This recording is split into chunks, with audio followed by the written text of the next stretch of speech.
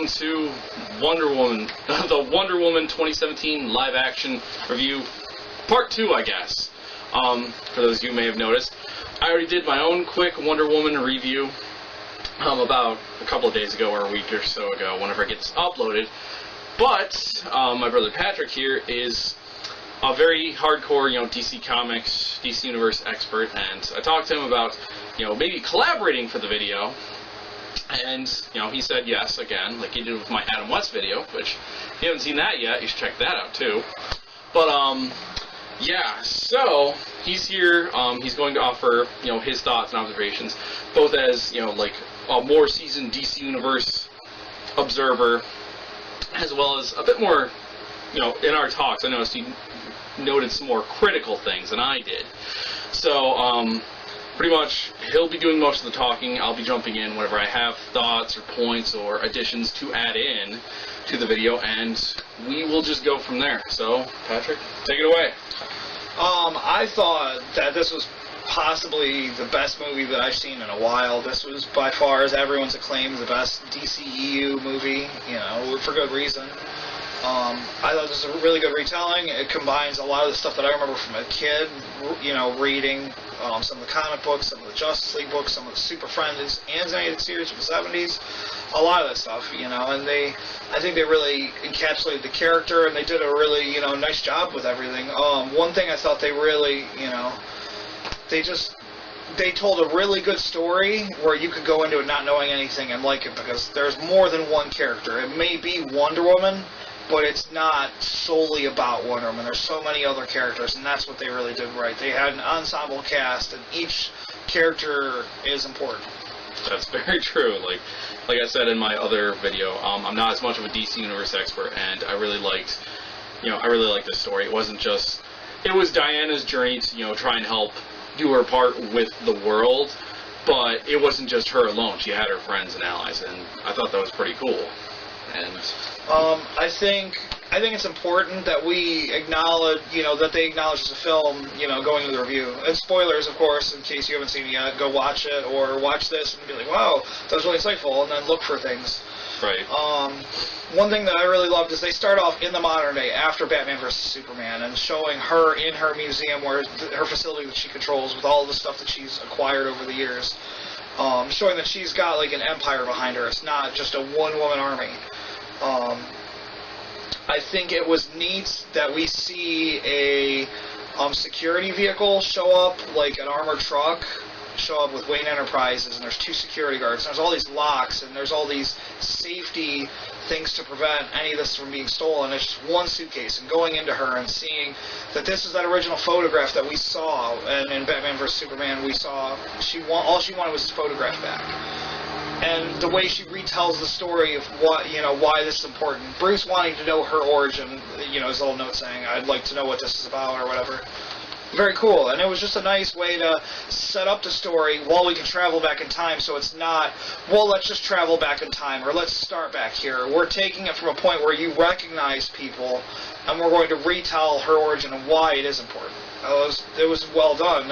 It shows how seriously Bruce Wayne takes Diana's secrets. So it's not just, oh, here's this photograph or whatever. He doesn't have a mail courier on a bicycle do it. He specifically sends an armored vehicle, and it's very serious. And that's the way their stuff should be between them. Right. I didn't think about that as a cool framing device, but with that critical perspective on it, that is very cool, and that's something not everyone's going to take away from the film, but watch the film again and look at that, and you might better appreciate that. I certainly will if I do see the movie again, in theaters, or whenever. I probably will ultimately get it on DVD, just because it's an excellent movie, or Blu-ray. Whatever side of that debate you're on. We can talk about that later, or if this is very far future and it's like holograms and crap, I don't know. Holograms. But anyway, yeah. I'll let you continue with stuff. You're good. And I just, then we go into the origin, the actual telling of the story, where the movie actually begins. Seeing Diana as a child, and they make acknowledgement, Hippolyta acknowledges that she's the only child on the island, which I thought was very important. It sets her apart from everyone. and showing how she wants to fight and she wants to train and everything, and Hippolyta wants to keep her safe. So I think it's very cool that she wants more, and Hippolyta's, obviously in every incarnation a motherly figure, and she cares about Diana, and that's her only daughter. And then just, her skipping school to train and everything was just very, very neat. Ultimately leading up to the explanation of the God Killer weapon and how they are charged with slaying Ares whenever he pops up again. I thought that was all very important, seeing her as a child, separating her from everyone else. There's all of these different women on the island, and she's the only child. And why is she different? And then going over her origin, which I thought they told very nicely. They didn't beat you over the head with it. Oh, okay, for the 1000th time, and it wasn't very condescending. It was, you're made of clay, and then Zeus gave you life and everything, and that was wonderful. And obviously, we'll find out later that's not really the case. But I thought that was nice, because that's what you tell a child, is you keep things simple the way they can understand it. And you're not, well, this is the way things are. Sometimes you need to be let into the world a little piece by little piece by little piece until you can take everything in. Because if you take everything in at once, the world's going to be a really big and scary place. Right. I don't know what to say after that, so I'll let you continue. Okay. I just figured I'll break for interjections, Right. And then then we see her as an adult, and we see her fighting and training, and how she is, one of the best fighters on the island. And we're, seeing her sparring, and even whenever she starts to lose, when she clashes the bracers in that iconic way, and the sonic boom goes off and knocks Hippolyta down. I think it was Hippolyta. I think it was Hippolyta. I forget. I apologize if it's wrong. Fill it in the comments and correct me, because, Right, we'll figure it. My bad. Post-Brad will get it. Whenever they're fighting, she does a sonic boom, and she feels like she's injured her. She's injured her, but I mean, she feels bad about it. She's not just a warrior. She has compassion. This is, these people are important to her. And she sets off to be on her own, sees Steve Trevor crash the plane and everything, and she goes down to rescue him, like, what is this? And she's very curious. So, now we have a warrior, we have compassion, she's curious, she's not just a two-dimensional character, oh, I'm just going to go do this or that. Like, we understand why she does things, and we understand where she's coming from. And it helps better frame her for Batman versus Superman. And I think cinematically, this is one of the first ones I'll say, cinematically, seeing, him trying to get out of his harness out of the plane and drowning, him trying to get out, and seeing her shadow through the water was just awesome. It was like the sirens or mermaids or, whatever you want to say. And it was just really cool. It was just very well done, because you're like, who it is as the audience, but seeing it from his perspective was... That's a pretty clever observation. Again, something I had noted, but like...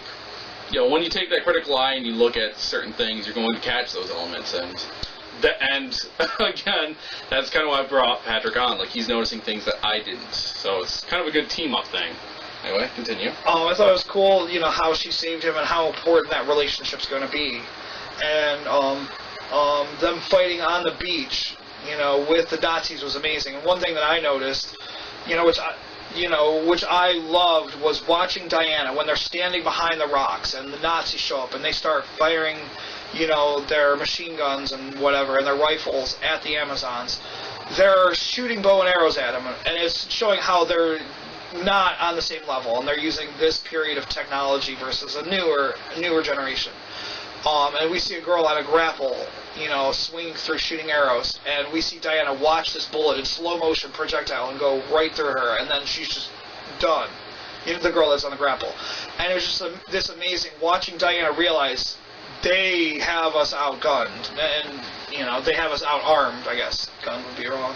They have us outarmed, which I thought was an amazing thing. And then showing them fighting on horses and everything, like, that would be insane to be the Nazis, seeing where the hell did these women come with all these horses and armor and bow and arrows on right.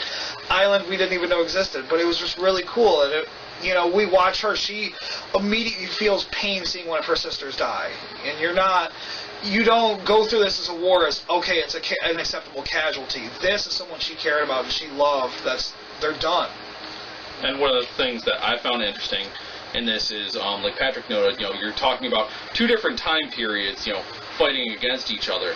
But, cinematically, like the word you've used a few times, you know, they show that Amazons are very capable in this fight. Like, they may have bows and arrows and spears and swords, but, like, friggin', they're jumping from horseback, they're swinging across the cliffs. They're taking out 3 or 4 dudes a shot. Like, every time they, you know, shoot their bows and arrows. So, these are obviously very better than, you know, your average person. Going up against dudes who have guns and rifles and just whatever else. And they're doing very well. So, there's something special. And I think they represented that pretty well. Like, that the Amazons are a definite step above normal humanity. And, yeah. And then just seeing, you know, Steve joining her in the combat, even though he's dressed in the same garb, which, you know, to me, it was hard to tell that he was wearing the same thing because he was a spy, but I thought that was very cool that they acknowledge that he's wearing the same outfit, but he's fighting against them, and Diana understands that he's different than these people. And then explaining how the World War I is taking place in Germany, and all this fighting, and how he needs to get back there, and how he has this book. And I thought that was very cool the way they used the golden lariat, because that's one of her instrumental things, like the bracers and the lariat and everything, how these are important to her, you know, her arsenal. And it was neat the way he did it, where you're showing him trying to resist telling what he doesn't want to tell, while making it believable. He's not just, oh, this is the way it is, you know, he made it like, oh, you know, like he was in pain. Which I thought was a nice touch, where they, you know, they acknowledge that this is an important piece. This is not just a throwaway, you know, like they could have done. Because there's so many things in the movie. They could have cut corners here or there, but they choose to take everything very seriously. And I think their chemistry, from the beach scene, from the interrogation, and from the boat to London, you know, they're hilarious together. They're very serious together. Like, I think they really, those two actors, you know, really nailed it. Oh yeah, and one of the things I liked with the lariat, like, they use it, you know, early on whenever he's on the island to interrogate him. But like, I remember at least one specific scene a bit later on when they're in London together. Like, you know, he literally, you know, like, reaches and grabs, you know, for the lariats and tells her, like, this is a very serious war. We have to do something very seriously. Like, he just, you know, because we've established, hey, this makes you tell the truth. He is telling her honestly and frankly, I do care about these people. I do want to do the right thing, but we have to follow these rules in order to accomplish those goals. And, like, it's, you know, it's just a quick scene, but it's still very cool that they brought it back really quick. Yeah, and I think also in London, it was very neat seeing her, you know, he's a fish out of water on Themyscira, and then whenever she goes to London, she's a fish out of water. And, you know, even the small scene of having the ice cream, which was hilarious, but that's like a throwback to the comic, and the animated movie from like 2009 or whatever. But they do a lot of throwback small things like that, which I thought were just hilarious and amazing. And one thing that I actually loved is whenever they're walking by and she sees a woman holding a baby, and she's not in the foreground, she's over to the side, and she sees this and she runs over to it, and she's like, oh my god, a baby. And that's very cool, because Diana was the only child on her island. She's never seen a baby before, so that's important that you're putting these little details in there that, you know, they really cared about and framed every shot that they did. It wasn't just, well, let's make a movie, let's go fight Nazis, and then we'll be done. They took things to show this character is very human, and she was interested in seeing, you know, this new world.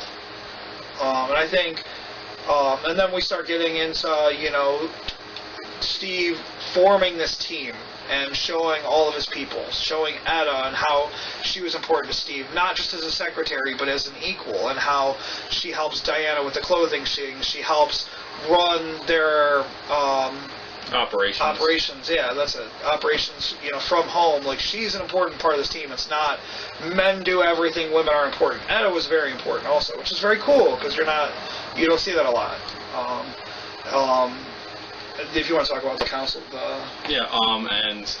and one of the things that was, like, interesting is I thought the movie took place in World War II. Actually, it takes place in 1918, which is somewhere during World War I. Really quick, in case you guys didn't catch that, I didn't catch that, so just whatever that means. But one of the interesting things they did in this movie was they showed that, you know, 1918 is a lot different than 2017. yes, sexism and racism are still prevalent today, but it meant a lot. It was a bit more serious, I would say, in 1918. Like, one of the scenes, Steve goes into a council meeting. He's like, okay, Diana, you wait out here. I have to talk to my boss really quick. But she follows him in. And, this group of, 40, 50 men are just talking about their plans, about what they're going to do next. And everything just comes to a standstill just because a woman walked into the room. And, they're just so aghast and just, how dare you? And, she has to be shooed out of the room, but yeah. And then also some of Steve's crew, Chief, is a Native American, who is working with Steve, and the crew, and they talk a bit about the past relations of Native Americans and getting their land taken and all of the negative stuff that's associated with that. They didn't have an easy time, but they're contributing to this war. Yeah, and Samir, wasn't it? Yeah, Samir. Yep. He was the, I guess, Indian. Yep. Yeah. Basically, he briefly, he's talking to Diana, and he mentions, yes, he's a spy, but really he'd rather be an actor. But unfortunately, because he's, not a white guy, it's kind of an issue in 1918. And I think it's cool that they have those little elements, for this movie, because I mean, you could have just gone without addressing a lot of the racism and sexism, and most millennials might not catch that. Older people might go, yeah, things were a bit different, but that cinematic eye really helped the movie out, I feel.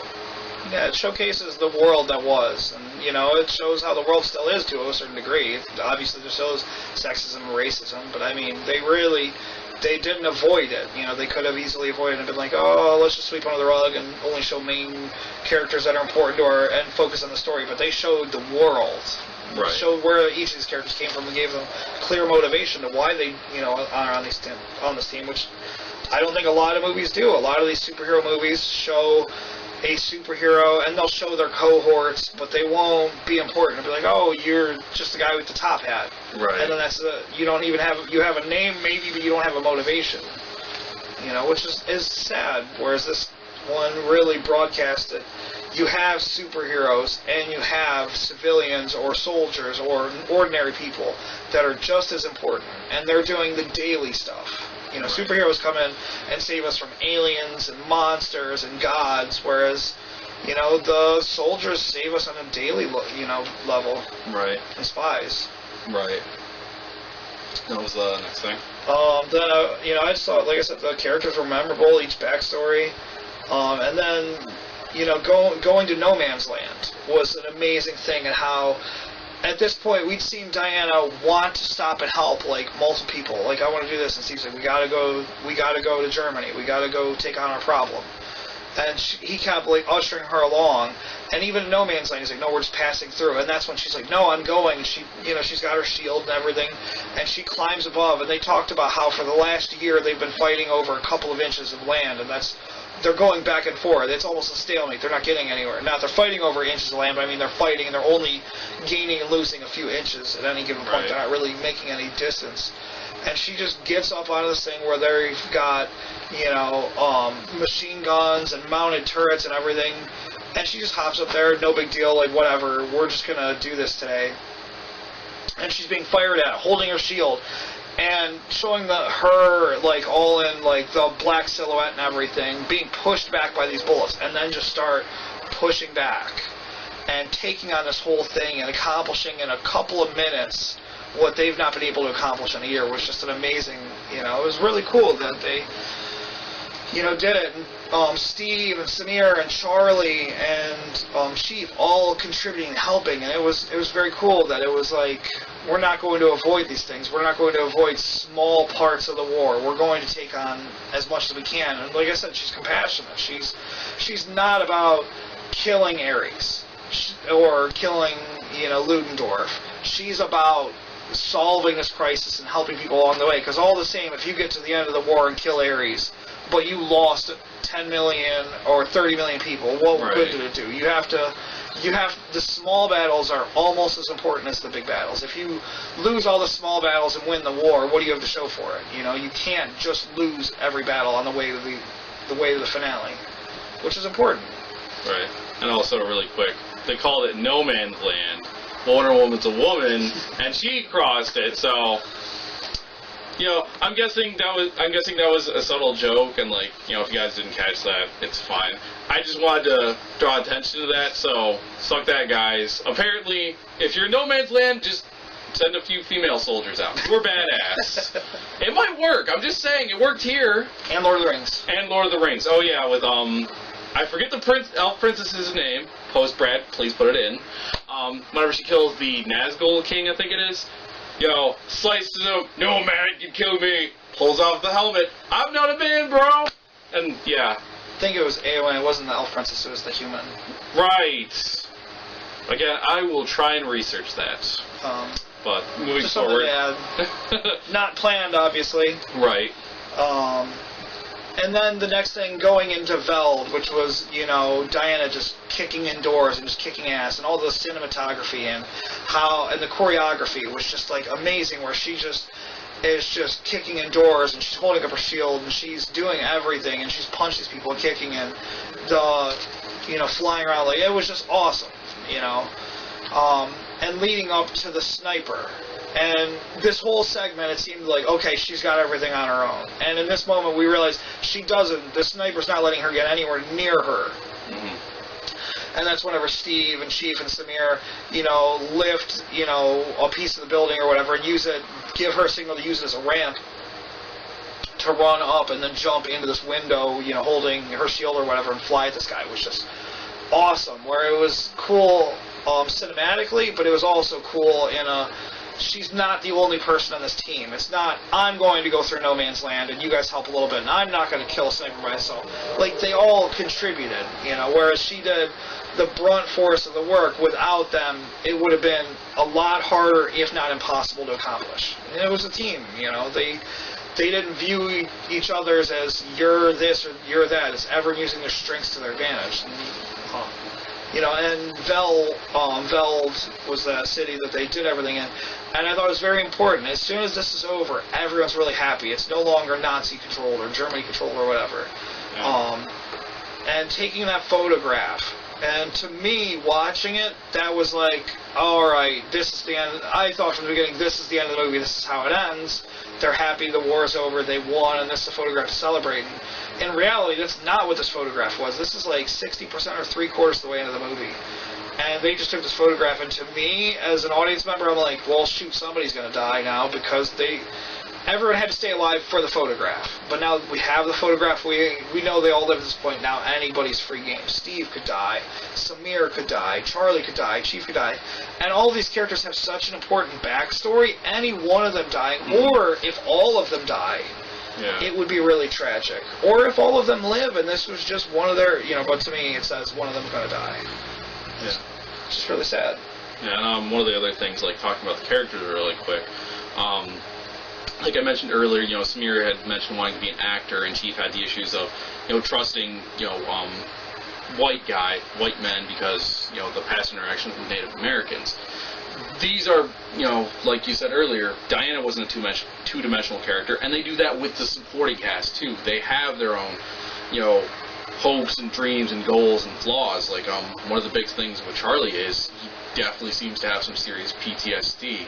A bit earlier in the movie, you know, they're camping out, you know, Charlie got drunk and fell asleep, and then he's having nightmares about, you know, people that he's had to, unfortunately, shoot. And, with the sniper scene in Veld, you know, they're like, Charlie, take him out, and, like, he just freezes up, and he can't do it, and that's why Diana has to crash through the church and stop him. You know, and, you know, later on, they're not, like, reprimanding him, like, what the fuck were you thinking? You were supposed to do that. You know, you've seen some serious things. Unfortunately, it rattled you in that situation, but we got past it, and that's okay. And I think that's pretty cool. And, you know, moving on. Yeah, and the tail end of that, I forgot to add, I thought this was really cool that they showcased her, you know, throughout this whole segment so far.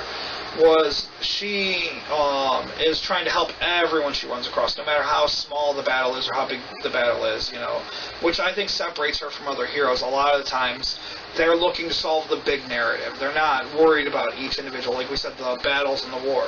So she is worried about each individual battle. All right, and I forgot one thing I want to add too. You know, we talked about Diana training, you know, on the island and becoming a warrior. Like, this entrance onto No Man's Land was her first real taste of battle, and it's cool to see Diana, you know, like talk about, adapt, and like she was curious and a bit. I felt, you know, naive at times, but because you know, whenever you've seen the Justice League animated series or possibly in the comics, you know, my opinion is she's kind of, you know, like hardened and callous, at least in the animated series, you know, because she's been around men for like, what, 50, 60 years, something like that.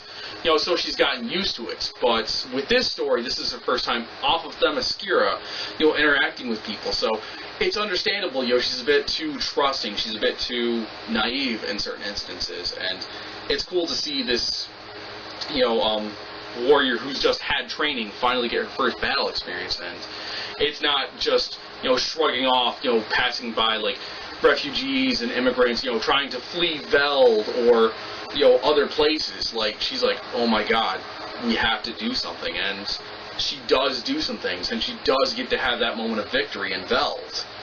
And yeah, that's what I got for here, so if you want to continue.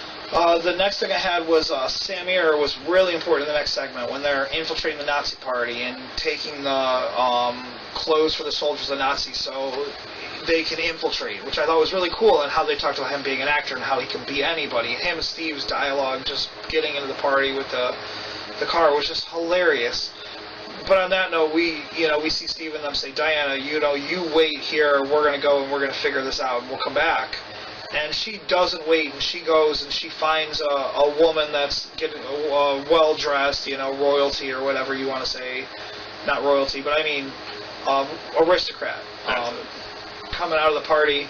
And she basically knocks that woman out and steals her clothes so she can infiltrate. And she's got her sword, which is very cool, because we see it as the audience because we're watching her walk in, whereas none of these people see this, you know, hanging out the back of her, you know, the back of her dress or slip or whatever, you know, whatever. Mm-hmm. But I thought it was really cool that in the post-credits, if you watch the post-credits, that character was Foster Grabels, which was like an acknowledgement towards like the TV series and everything else. So I thought that was a little cool Easter egg they had in there, which I would always watch the credits. There's so much cool stuff you can find in there, where if you didn't know a character's name or their importance, sometimes you can, you know, find out the people that made the film took just a little bit extra that you may or may not have appreciated. Yeah. And just breaking into the party, and Ludendorff and her dialogue and how he respects her and how, you know, it was just interesting. He could tell not who she was, but how she was, just, you know, through her mannerisms and the dialogue that they had. And leading up to the final battle, where she's fighting Ludendorff, who she's believed to be Ares this whole time, and him, you know, using his poison stuff to make himself stronger. Yeah. Was very cool, and you know, we're led along the way to believe that this is the ultimate bad guy. And the fight scene is kind of anticlimactic. She pretty much whoops his ass and stabs a sword through him, and then nothing changes. And Steve even comes up and like, see, you killed him, nothing changed. He was not Ares, and this was not something. And you have, like, the whole movie, you have this doubt of what she's trying to do and how this will impact the whole world. And in this moment when he dies, it's like, wow, maybe, you know, this was just the worst piece of humanity. This was not Ares or whatever. And then going into the next couple of frames, and we see, we've seen throughout the movie Dr. Poison and all that, which I don't want to spoil that, but you can go into that, which she was a very strong female character also, which was kind of neat. Mm-hmm. A villain, but a neat villain, which she's in the comics also. Really quick, like, you talked about the red herring thing. Like, I think they did a really good job of working in, like, making you question, you know, is Ludendorff really Ares, or is he just a pawn in this? Like, the conversation they have at the, you know, gala, you know, makes some references to, like, you know, Greek history and stuff like that. And again, this takes place in 1918, you know, like Latin, Greek, stuff like that is a bit more commonly talked about. So it's not entirely unheard of, for a World War, One general to talk about, like Ares and Hercules and blah, blah, blah. So I felt like they did a very good job of, setting up, is he or is he not? And the conflict that they have is interesting. And they established earlier on, the little poison tablets that, like, rejuvenate you and make you stronger. Like, they showed that off briefly before, so it's not entirely implausible for Ludendorff to stand against Diana whenever they do face off. Yeah. And final chance to get up before spoilers to the climax, because this is it. Yeah. it gets crazy from here. But we find out in the next scene, whenever we're seeing the plane that's supposed to distribute the poison and, change the tide in the war. And we see Steve and Samir and Charlie and Chief and Ebram fighting their own little battles, and Diana fighting her battle, and that's whenever Sir Patrick turns out to be Ares, and how he was manipulating the war from the Allies side of things instead of, the German side, which was kind of like, I was waiting for it because I had a feeling that we were just putting too much towards Ludendorff, but I thought it was a really cool reveal that we did do it, because I didn't know if they were going to go for something that in-depth and how... it's not always the one you see, because who knows if movies are going to be this is the bad guy and this is actually the bad guy, or we're going to change it up a little bit. And my final, one of my final things on that is that battle whenever she's pinned down, and Charlie and Samir and Chief are pinned down and they're being fired on by the Germans, was really okay, how are they going to get out of this? And then we see Steve steal the ship, and they talked about how it's all set to timers, and there's no way he could drive it out to the ocean, or how he could go anywhere with it. Like, it's going to go off at the same time no matter what, so there is like a fail-safe, so you can't just steal it. And there's no way he could disarm the bombs. And he gives such a awesome sacrifice where he just hops on the plane knowing that he's going to just fly and it's going to explode with him aboard, and that's going to be the end of it. And it's really cool that it gives her the strength, seeing that he was willing to sacrifice him for this, and she fights back and she ends up killing Ares, which, there's more to the Ares storyline, but it was just really cool.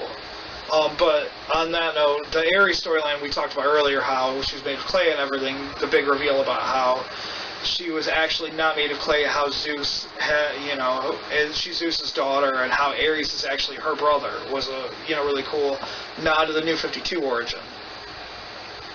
So. Yeah. I'm not sure what else to say, so, any, final thoughts on the film or any other contributions? Last thing on the end of the film, and, this is where the comments will blow up with all of your guys' different opinion. I warned him, so... Right. This is interesting, and it should be interesting, but go ahead. I always have viewed, since reading, even a little bit of, the Super Friends rewatch whenever I watched it in the 90s, and the animated series, and the Justice League Unlimited, and the comics especially, and I think Grant Morrison did a sweet thing on it. I don't remember who it was. I could be wrong. But I always thought Bruce and Diana should be together, and I thought this was a cool framing of that, with her dialogue with Bruce in Batman vs. Superman, and this beginning part, with the photograph and everything. I think this could lead to some... I'd never really liked Selina Kyle and Bruce Wayne, so go ahead and flame the comments, blow it up. Right. I will defend it. I just think they're two humans. They're the peak of their own, uniqueness, their own specimen. She's this godlike woman, and he's this man of superior strength and will. I always thought they should be together. I hope that happens, but if not, I hope even if they allude to it, that'd be awesome. I never understand the Superman Diana thing. I dig the Steve Trevor Diana thing. It makes complete sense to me. But that's all I want to say on the end of it. And I am really looking forward to Justice League, because that movie, Wonder Woman, was amazing. If you haven't seen it, go see it. Yeah, like I said in my, my own personal video, I really enjoyed Wonder Woman. It was an excellent video.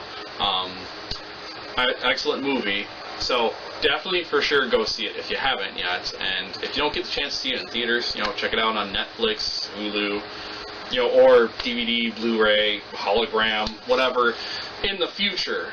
it's definitely a good step in the right direction for the DC universe, and I hope and superhero movies in general. Because I mean, I don't think currently like we've really focused a lot on female superheroes and done excellent movies, at least recently. I could be wrong. And this was directed by a female director, which is awesome that she got an opportunity to do this, and she told an amazing story. So, like, Patty Jenkins needs to get credit for this, too. Like, not only did they take a great character, but she directed a great movie, and she had compassion for the source material, and she made it work. So, kudos to her and the actors and everybody that was involved in this. Oh, yeah, definitely a 10 out of 10 movie. 10 out of 10. And, yeah, I don't know what else to say after that, really. So, I'll leave thoughts, comments, opinions up to you guys. How do you feel about the movie? How do you feel about, Batman and Wonder Woman, or Wonder Woman and Superman? That was a personal thing that Patrick just wanted to get off his chest. He's in no way responsible for me. Yeah, and, like, it was just a personal thing he wanted to add into it, and I'm fine with it. It has nothing to do with the movie, but if you want to comment and speculate on that, feel free. Other than that, I don't know what else to really say. So, as always, everyone, have fun, stay safe, and remember, every character has a story to tell. I'm Valiant Bradley James, he's Patrick O, and we are the Character Investigators.